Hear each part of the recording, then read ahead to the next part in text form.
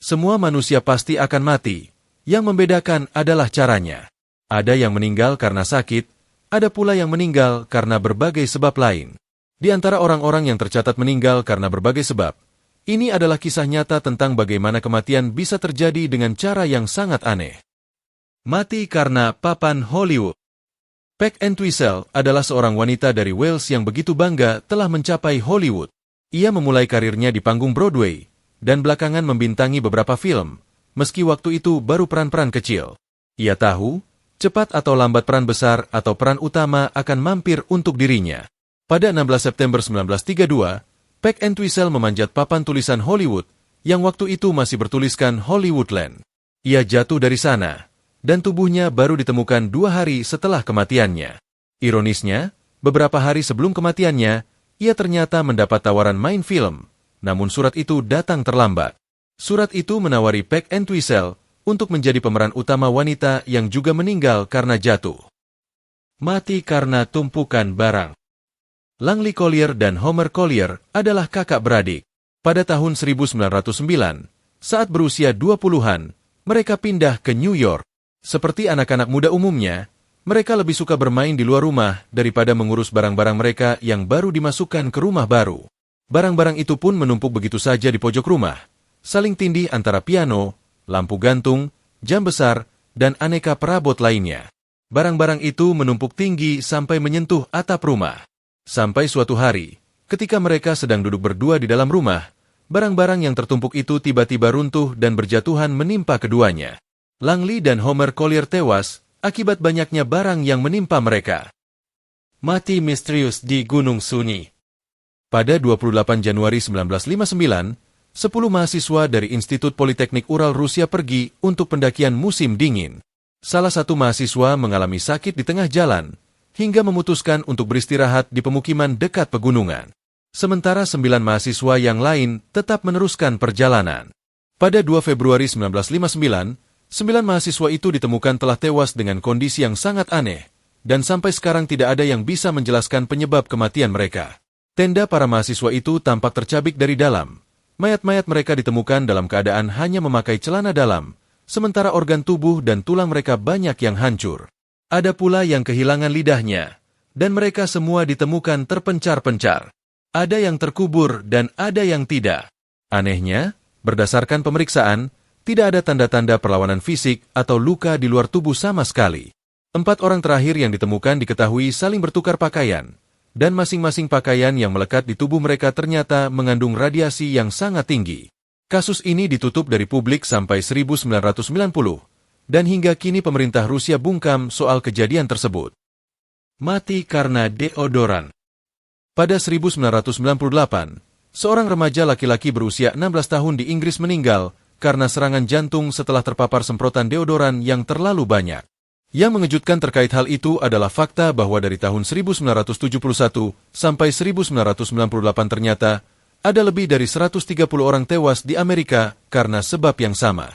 Otopsi yang dilakukan dalam kasus itu menyatakan bahwa darah remaja Inggris tadi teracuni butana dan propana dalam jumlah sangat banyak.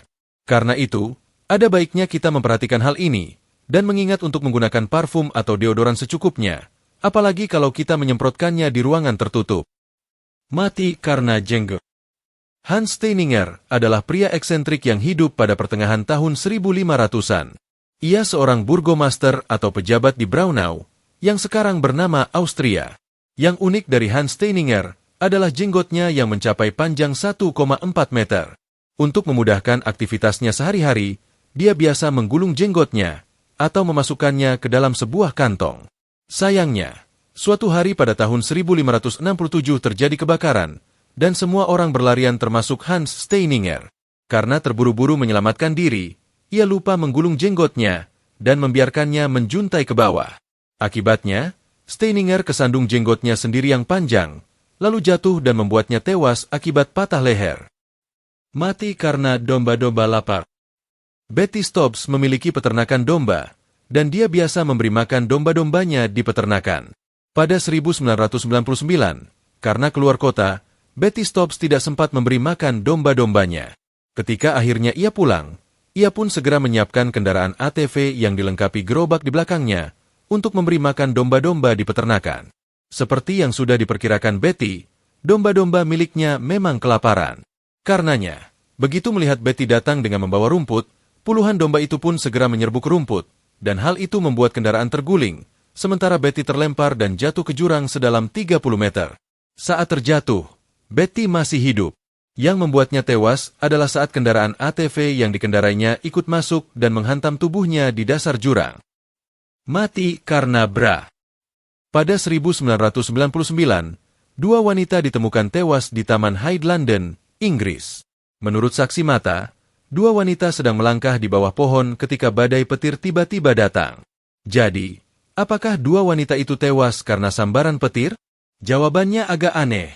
Berdasarkan pemeriksaan, petir waktu itu memang menyambar pohon, tapi dua wanita tersebut sebenarnya bisa saja selamat. Namun, ternyata dua wanita itu mengenakan bra berkawat, dan kawat pada bra itu rupanya menjadi konduktor listrik yang mengalirkan energi petir hingga mereka tewas seketika. Mati karena video game. Kekhawatiran atas kecanduan video game sudah muncul sejak lama, dan menemukan momentumnya pada tahun 2006, ketika seorang pemuda Korea Selatan bernama Lee Sung-seop tewas karena bermain video game online selama 50 jam non-stop. Pria berusia 28 tahun tersebut bermain video game di sebuah kafe di daerah Taegu. Ia diketahui hanya tidur singkat dan sesekali ke toilet, sampai akhirnya ia ambruk. Pemuda itu sempat dilarikan ke rumah sakit, tapi meninggal tak lama kemudian karena serangan jantung. Mati karena gula batu. Peristiwa yang aneh namun tragis ini terjadi pada tahun 1919 di Boston, Amerika Serikat. Pada waktu itu, di tempat kejadian ada sebuah tangki setinggi 15 meter dengan diameter 27 meter dan terletak di tengah area penduduk imigran Italia. Tangki itu penuh berisi gula batu, jadi orang-orang pun tidak mengkhawatirkan keberadaannya. Tapi suatu hari, tangki gula batu itu tiba-tiba meledak dan menewaskan 21 orang serta menimbulkan luka-luka pada banyak lainnya. Ada yang tewas karena terhantam gula-gula batu yang terlempar, ada pula yang tewas karena tenggelam dalam banjir lelehan gula batu yang menyapu tempat tersebut. Mati karena tertindih sapi. João Maria de Souza adalah pria berusia 45 tahun yang tinggal di kota Caratinga, wilayah Tenggara Brasil, dan ia terkenal karena tewas akibat tertindih sapi jatuh. Pada 2013 silam, dia sedang berbaring-baring di ranjang, ketika tiba-tiba seekor sapi jatuh dari atap rumahnya dan menindihnya. Bagaimana bisa sapi muncul dari atap rumah? Berdasarkan penyelidikan, siang itu sapi seberat 1,5 ton tersebut sedang merumput di bukit yang ada di belakang rumah Souza. Bukit itu tampaknya sejajar dengan atap rumah Souza.